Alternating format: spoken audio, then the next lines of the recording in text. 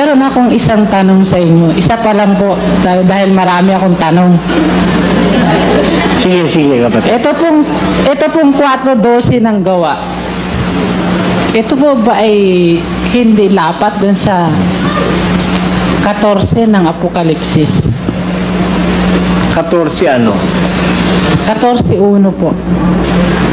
At yung gawa 4:12? 4:12. Ang sabi kasi sa 4:12, sapagkat walang ibang pangalan na ibinigay sa silong ng langit sa mga tao na sukat nating ikaligtas. Tama yun eh. Pangalan ni Kristo yun eh. Pangalan po. Di ba? Pero tatandaan mo, may nagbigay nun. Kung ikaw may utang na loob, hindi mo lang laging aalalahanin yung ibinigay, pati nagbigay na aalala mo. Kaya ang sabi ni Kristo, 14:1 ng Juan, pakinggan. Huwag magulumihanan ang inyong puso. Magsisampalataya kayo sa Diyos, magsisampalataya naman kayo sa akin. Dalawa yun eh. Yung Ama sa Siya. Kaya, walang ibang pangalang ibinigay sa silong na langit. Eh, sino nagbigay? Yung Ama. Di ba? Kaya, tanggapin mo yung nagbigay, tanggapin mo yung binigay. Hindi pwede yung binigay lang. Lalabas sakim ka nun. Ang pagtanggap, dalawa. Yung nagbigay at saka yung ibinigay. Mabuting kalooban pagtanggap yun. Pag ganito, 3:14 na ikalawang Timoteo. Datapwat, manatili ka sa mga bagay na iyong pinag-aralan at sa pinagkaroonan mo ng katunayan. Bakit? Yamang nalalaman mo kung kanino mo nangatutuhan. Mananatili ka doon sa pinag-aralan mo at doon sa pinagkaroonan mo ng katunayan. Kung sino nagturo sa'yo. Kaya, turo at nagturo. Bigay at nagbigay. At sabi sa 4:12, walang ibang pangalang ibinigay sa silong ng langit. Eh hindi dahil doon si Kristo na lang, iglesia ka na lang ni Kristo. Mas matibay yung sa Ama at saka sa Anak. Yun na nga sa Biblia eh. Ikalawang Tesalonica. Si Pablo at si Silvano at si Timoteo sa iglesia ng mga taga-Tesalonika Kanino? na nasa Diyos na ating Ama at sa Panginoong Heso Kristo. Mag-ama yun, dalawa yun eh. Sa uno-uno ng una. Si Pablo at si Silvano at si Timoteo sa iglesia ng mga taga-Tesalonika sa Diyos Ama at sa Panginoong Heso Kristo. Dalawa rin. Kaya pagdating sa Apokalipsis 14, may pangalan niya, may pangalan ng kanyang Ama na nakasulat sa kanilang mga noo. Di ba? Dalawa yun. Hindi pwedeng wala yung isa. 34. Pakinggan mo. Sino ang sumampa sa langit at bumaba? Sino ang pumisa ng hangin sa kanyang mga dakot? Sinong nagtali ng tubig sa kanyang kasuutan? Sinong nagtatag ng lahat ng mga wakas ng lupa? Ano ang kanyang pangalan? At ano ang pangalan ng kanyang anak? Kung iyong nalalaman. Eh, mag-ama. Ano pangalan niya? Ano pangalan ng anak niya? Obligado kayong dalawa tanggapin mo. Pag hindi, bawat tinanggap mo lang yung ama. Ha? O kaya tinanggap mo lang yung anak. Binaliwala mo na yung ama.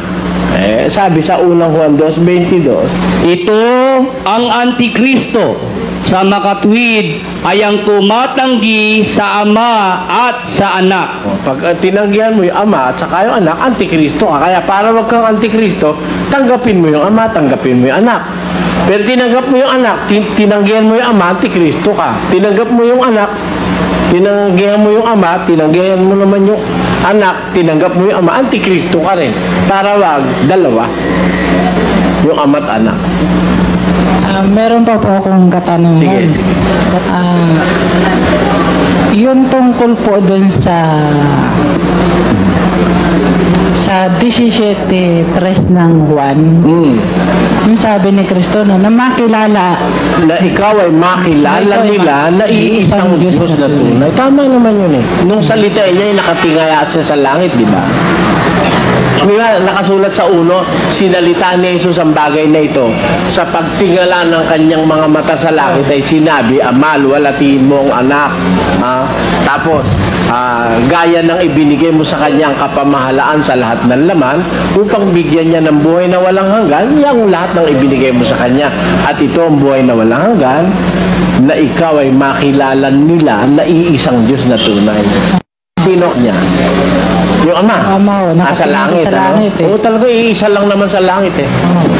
Nasa baba kasi siya nun eh. Ang tanong ko po, bakit nung nangaral si Kristo dito sa lupa, hindi niya naituro na siya ay Diyos? Eh, hindi naman yun ang mission niya, iho eh.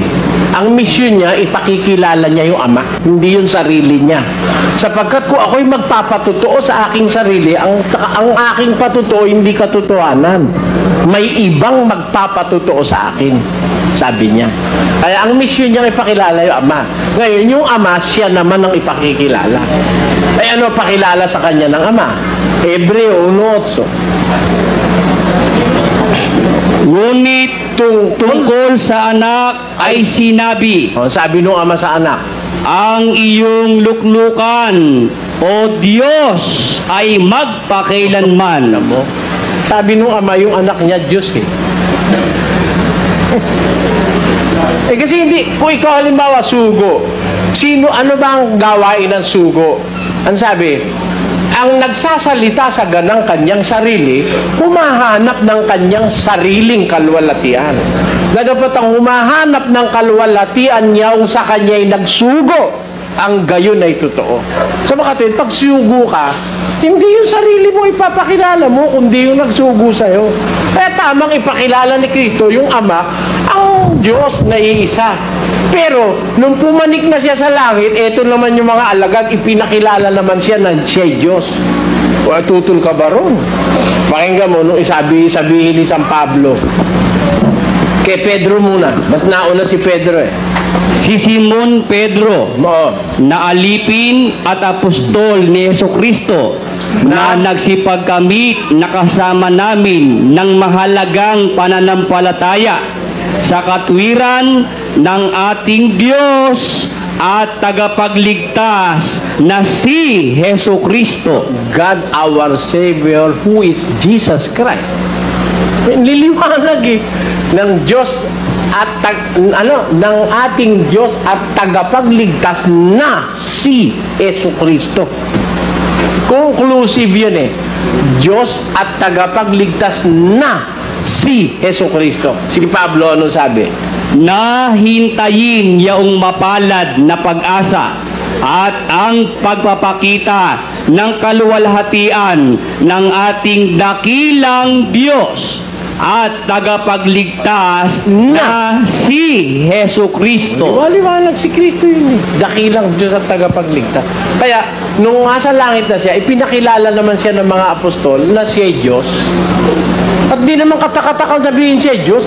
Anak ng Diyos ba naman? Sasabihin mo, tao. Anak ng Diyos yun eh. Siyempre, Diyos ang may anak. Diyos ang anak.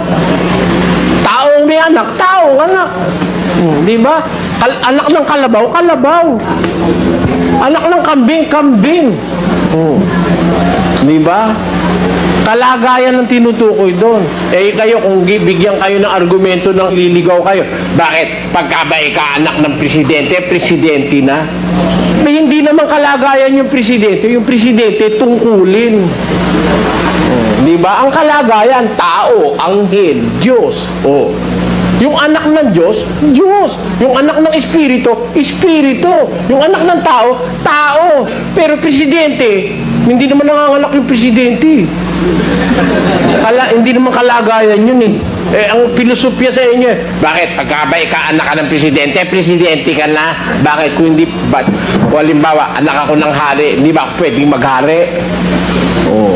hina naman ng ama ko pag hindi niya ako nagawang hari, hari rin siya. O, ganun lang yun. Kung pipilosopyahin. Kasi ang gusto nila ganito si Pedro ay lumalangoy. Ang isda ay lumalangoy. Si Pedro ay lumalangoy, kaya si Pedro ay isda. Yun ang kanilang pinusupye. Para man pagka lumangoy ka, isda ka na. Di ba? O, di ba? Ang kanilang paniniwala, si Kristo raw, kaya tao, dahil daw, ang Diyos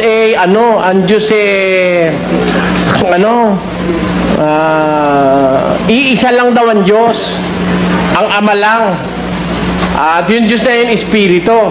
Kaya yung daw Diyos na yung Diyos, yung Espiritu, si Kristo raw hindi Diyos dahil may laman at saka may buto. Yun ang kanilang argumento Maling argumento yung ginagawa sa inyo ng...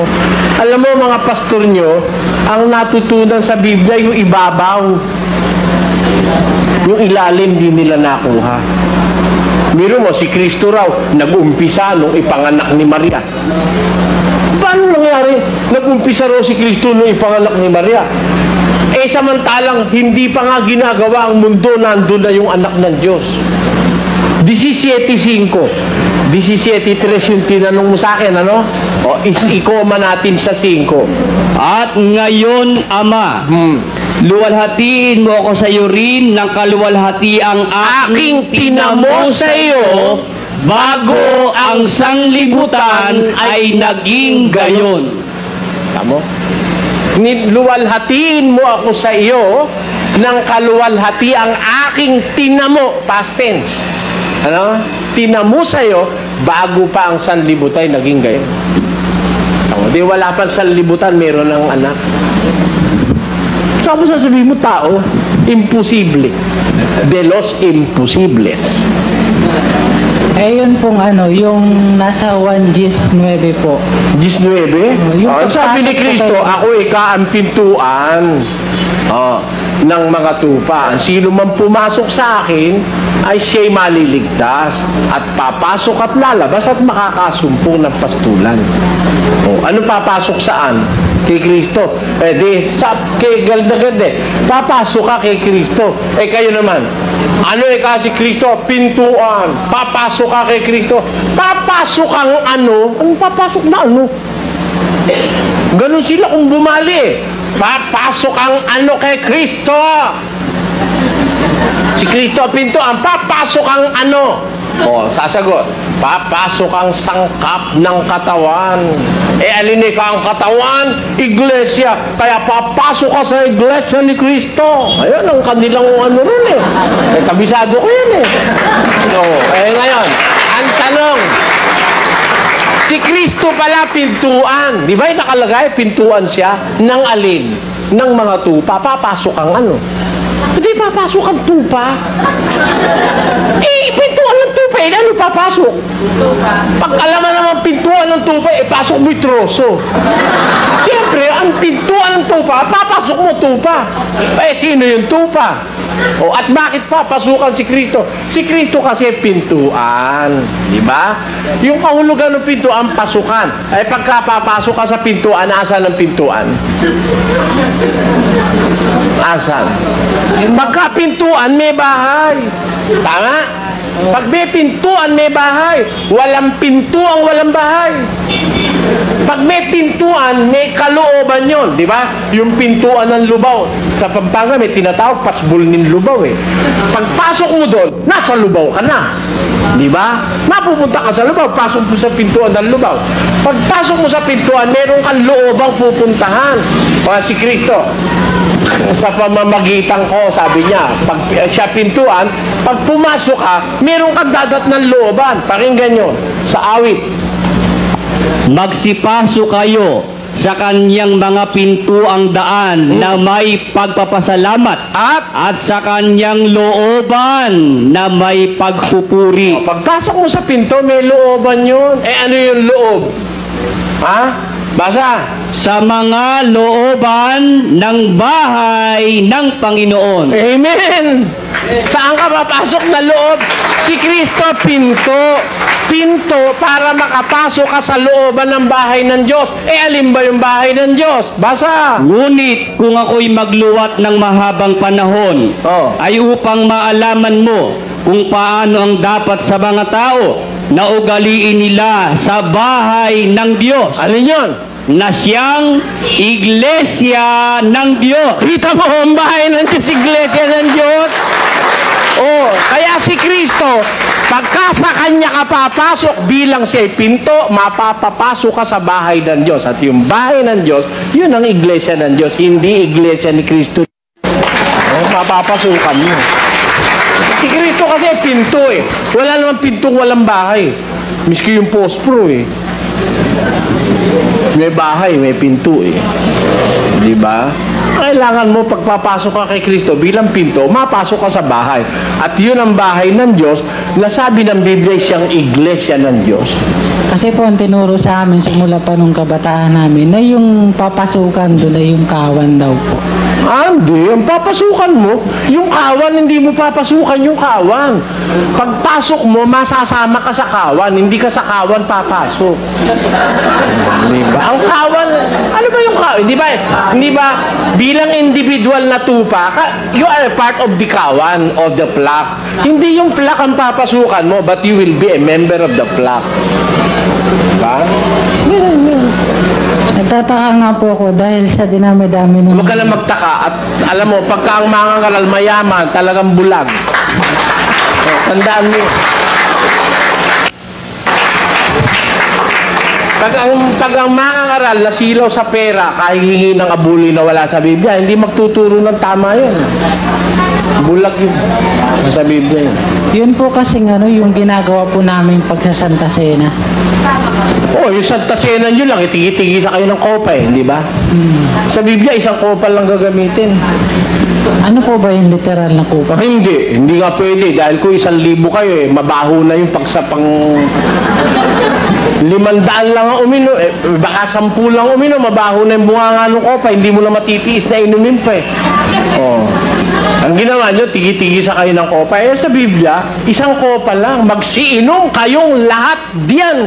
Sabi ni Kristo. Tinaas niya yung kopa. Uminom kayo lahat diyan. Anong kopa yun? Literal ba yun? Gis 39 ng gawa ng Marcos. Nakasulat. At sinabi sa kanila ni Jesus, ang sarong aking iinuman ay iinuman ninyo. At sa bautismo na ibinautismo sa akin ay babautismuhan kayo. Dun sa cup wherein I drank, you shall drink. Yung ininuman kong kopa, yun din ang iinuman ninyo.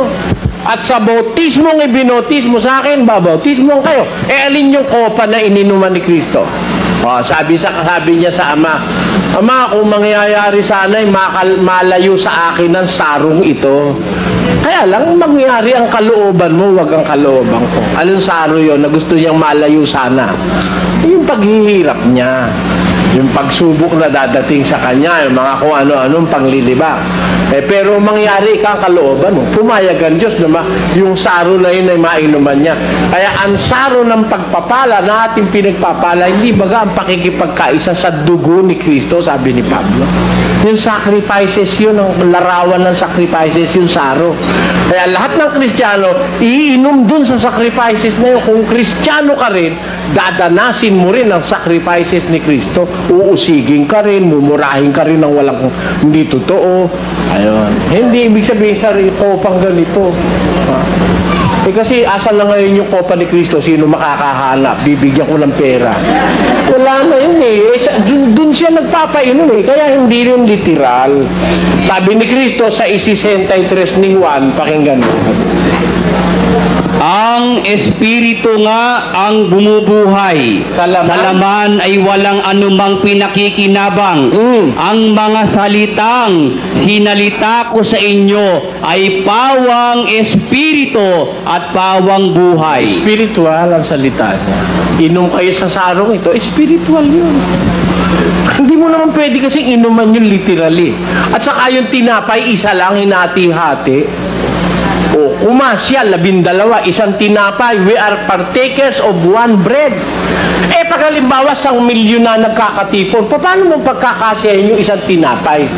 Sinong panadirya ang gagawa nun na yung isang tinapay mahahati-hati mo sa 1,000,000 tao? At sino naman ang orsobispong bubuhat nung laki na yun, ha?